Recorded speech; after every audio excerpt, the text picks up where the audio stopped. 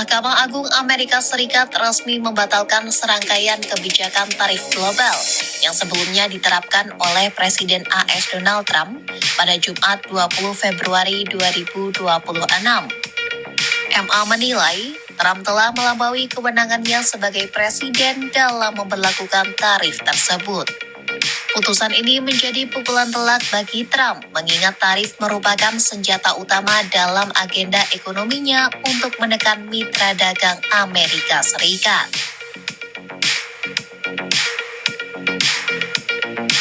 Mengutip AFP pada Jumat, putusan diambil dengan suara 6 berbanding 3 oleh Lembaga Peradilan Tertinggi AS yang didominasi hakim konservatif. Mayoritas hakim menilai Undang-Undang Kekuasaan Ekonomi Darurat Internasional atau IEEPA tidak memberikan wewenang kepada Presiden untuk menetapkan tarif secara sepihak.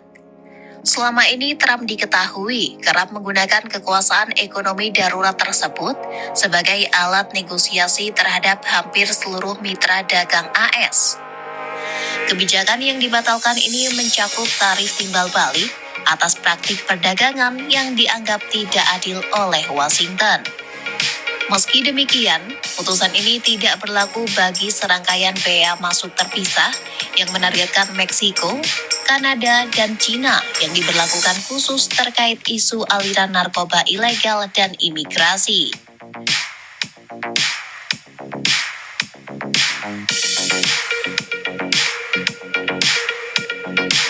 Namun meski membatalkan tarif global yang bersifat menyeluruh, putusan MA ini tidak mempengaruhi bea masuk khusus sektor yang telah dikenakan Trump terhadap impor baja, aluminium, dan berbagai barang lainnya. Saat ini penyelidikan formal yang berpotensi memicu munculnya tarif sektoral baru dilaporkan masih berlangsung di tingkat pemerintahan. Putusan MA ini sekaligus memperkuat temuan sebelumnya dari pengadilan tingkat bawah yang menyatakan bahwa langkah Trump menggunakan IEEPA. Yo, minasan konnichiwa, apa kabar semua? Assalamualaikum warahmatullahi wabarakatuh. Tidak lupa salam yeye buat pakcik-makcik di seberang sana. Selamat berpuasa buat teman-teman yang menjalankannya. Topik kali ini sangat menarik, pembatalan tarif oleh Mahkamah Agung Indonesia, Mahkamah Agungnya Amerika. Ya, meski nggak untuk semua hal dibatalkan, dan beberapa negara kayaknya nggak kenal seperti Cina dan Kanada, seperti yang telah diberitakan tadi di pembukaan, sudah kita lihat. Dan banyak sekali komen dari Maledes juga ngomong tuh, lihat tarif sudah dibatalkan tak jadi itu. Yang ngomong tarif 0% tak jadi. Baiklah yang akan saya bahas. Akibat dari batalnya tarif ini, siapa yang diuntungkan? Ini khusus dari kita bahas Indonesia dan Maledes ya kali ini. Dan untuk pertama, saya akan ke Indonesia dulu. Indonesia dengan tarif 19% aja kemarin, atau lebih dari itu sekalipun, hasil perdagangan dengan Amerika tetap surplus. Ya, apalagi kalau sekarang ditetapkan udah deal 10%, itu akan sangat baik buat Indonesia, berarti lebih kurang lagi separuh dari yang selama ini dibayar oleh Indonesia. Meskipun kita harus ambil pajak 10% ke barang import Amerika ke Indonesia dan 10% barang ekspor Indonesia ke Amerika, itu tetap sangat menguntungkan sekali buat Indonesia. Karena apa? Karena seperti yang saya omongin, Indonesia itu surplus hasil perdagangannya dengan Amerika, lebih banyak kita dapat untung dari Amerika sebenarnya. Jadi kalaupun Amerika kena 10%, menjual barang yang sama dengan produksi kita, taruhlah satu gelas atau satu Kalau Benik dia ngambil contoh inilah, satu kipas angin aja taruh. Yang gampang. Atau AC buatan Indonesia dengan AC buatan Amerika, produk yang sama, kualitas sama, itu kalau jual di market Indonesia tidak bisa dengan harga yang sama. Kalau Indonesia bisa jual 500.000 satu buah, Amerika harus jual 1 juta lebih. Karena apa?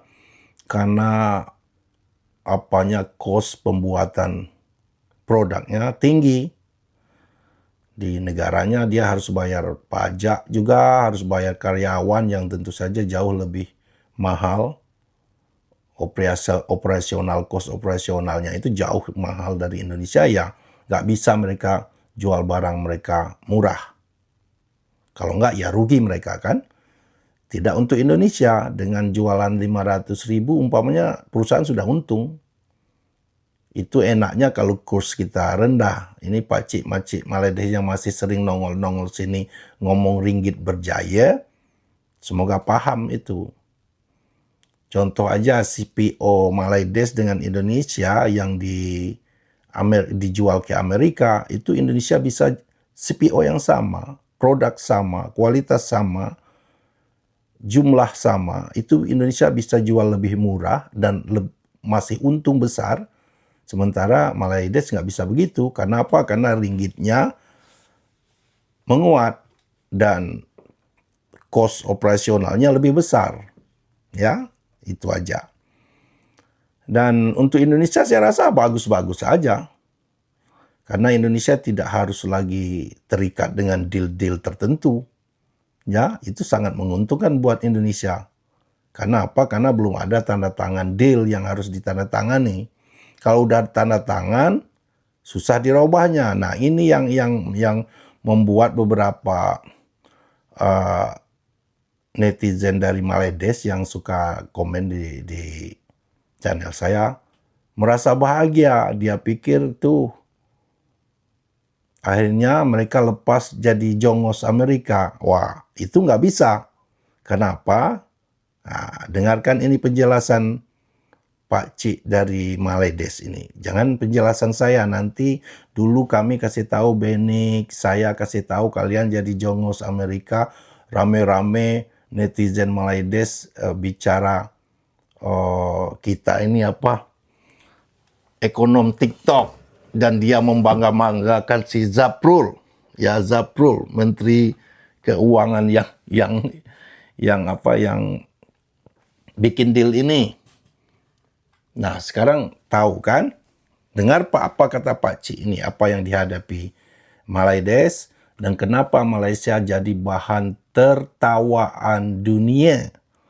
Ya, bukan tumpuan dunia. Rupanya deal ini salah satu perjanjian untuk salah satu tumbal agar Trump datang waktu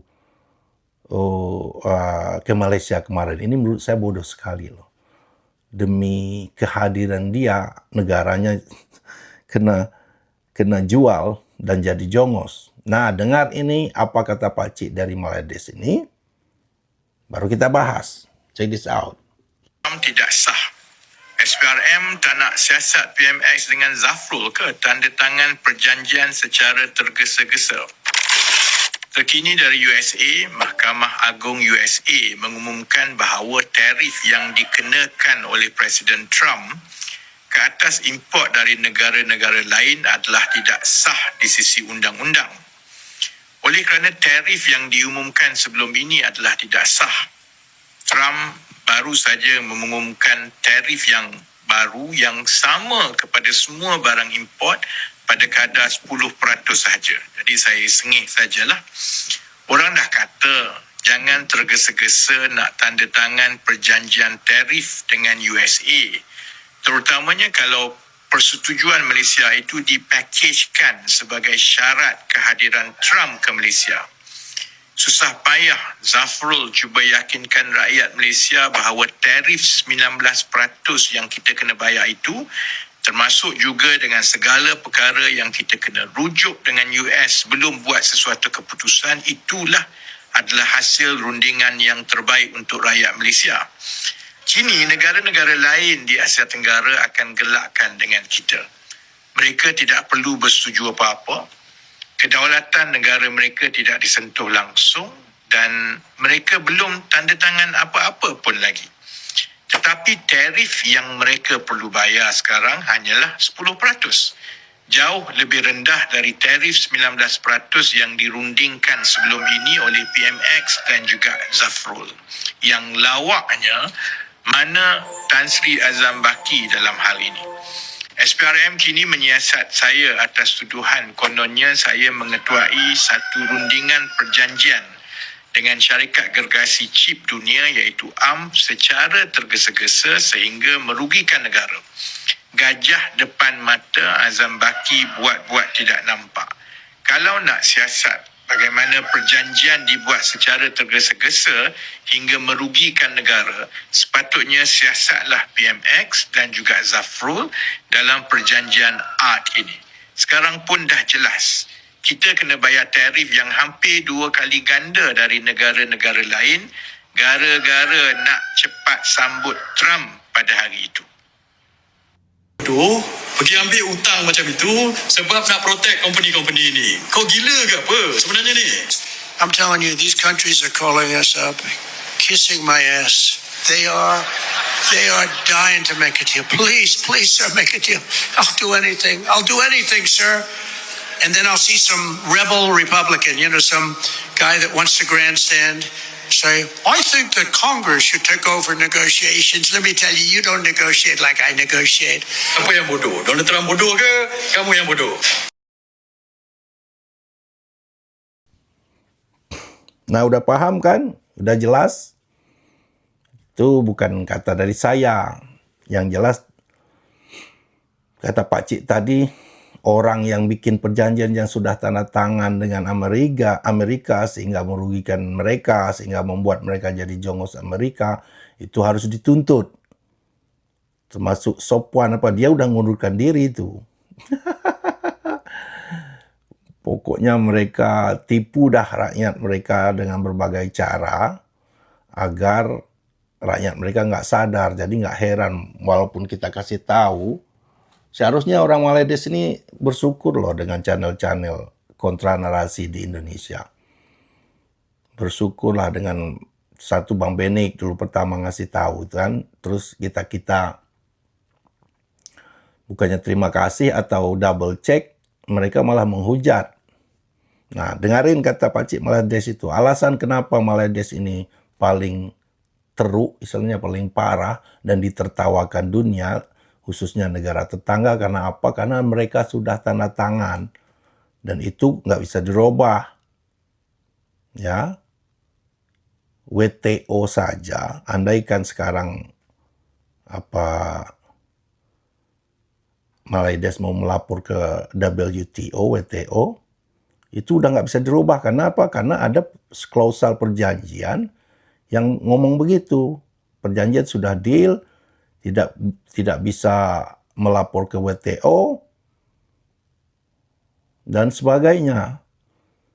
Kalau semua orang nanti akhirnya dapat 10%, Malaydes nggak bisa karena udah tanda tangan 19%.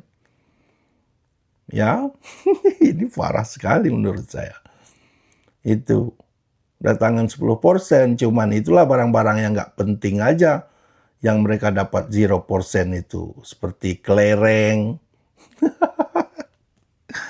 coklat, mana ada Malaydes punya coklat. Ya paling CPO itu pun nggak seberapa CPO-nya.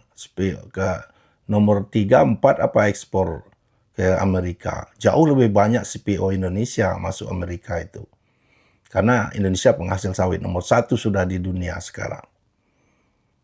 Nah, inilah alasan kenapa Malaydes jadi bahan tertawaan dunia. Karena terlalu bodoh demi gengsi KTT ASEAN itu ya kemarin. Yang salah sebut nama Presiden Indonesia itu. Prabowo masih manggil nama Pak Jokowi. Bukan Presiden Indonesia aja. PM-nya Singapura, Thailand, dia juga salah ngomong. Acara sepenting itu salah begitu, itu jelas sekali kesalahan SDM-nya menurut saya. Ya. Kenapa Maldives jadi tertawan dunia itu tadi? Karena sudah menggadaikan negara demi kehadiran Trump, demi melindungi beberapa semikonduktor yang kata abang tadi itu, yang sebenarnya milik Amerika juga. Jadi situ bodohnya. Ya, situ bodohnya. Milik Amerika juga. Cuma numpang dagang aja dia, numpang bikin lapak aja di Maldives. Adalah beberapa orang Maldives ini yang engineering di sana. Barangnya perusahaan semikonduktor Amerika pengen dapat tarif rendah, dijualnya juga di Amerika. Nah, yang jadi tumbalnya Maldives, jadi jongosnya. Ini itu harus beli. Itulah kita udah tahu dah kan contoh perjanjian tadi itu. Mereka nggak bisa seenaknya bikin deal dengan negara lain. Masalah ekonomi dan sebagainya.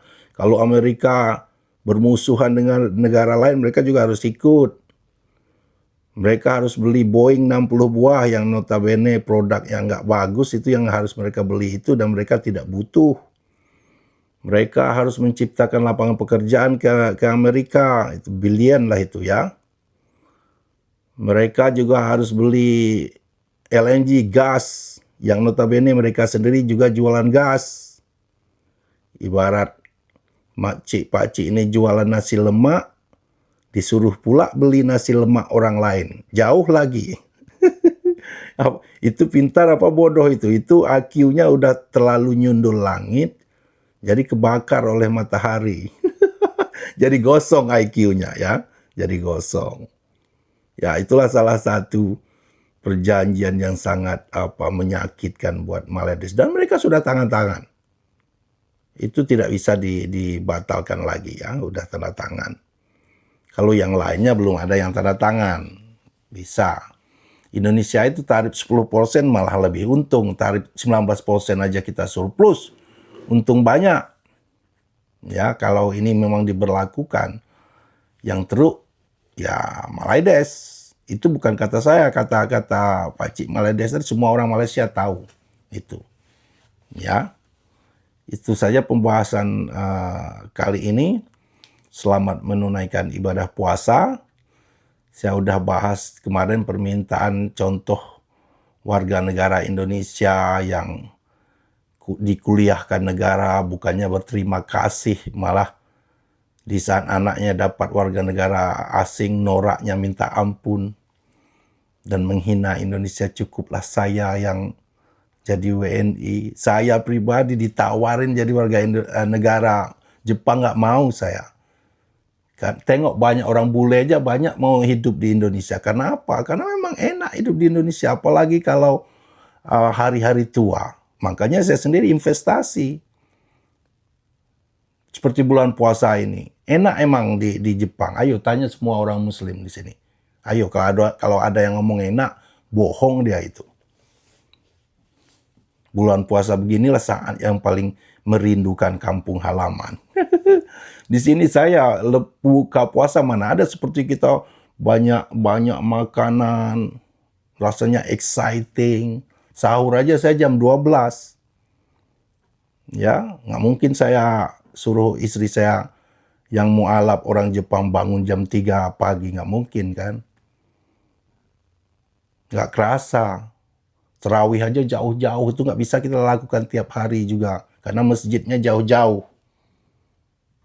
Jadi jangan nanti setelah hari tua di negara orang baru apalagi kalau saya jadi WNA di sini. Banyak sekali orang Jepang ini udah tua-tua, mereka juga harus tetap kerja walaupun udah bungkuk-bungkuk. Di samping walaupun mereka ngomong itu ya alasan pengen bergerak, tapi yang jelas pensiun mereka itu nggak cukup untuk menopang hidup mereka. Kalau udah tua kan kita sering sakit-sakitan, ke rumah sakit. Itu nggak usah blowing smoke lah. Saya paham. Saya lumayan, alhamdulillah lumayan kehidupan saya di sini. Punya rumah.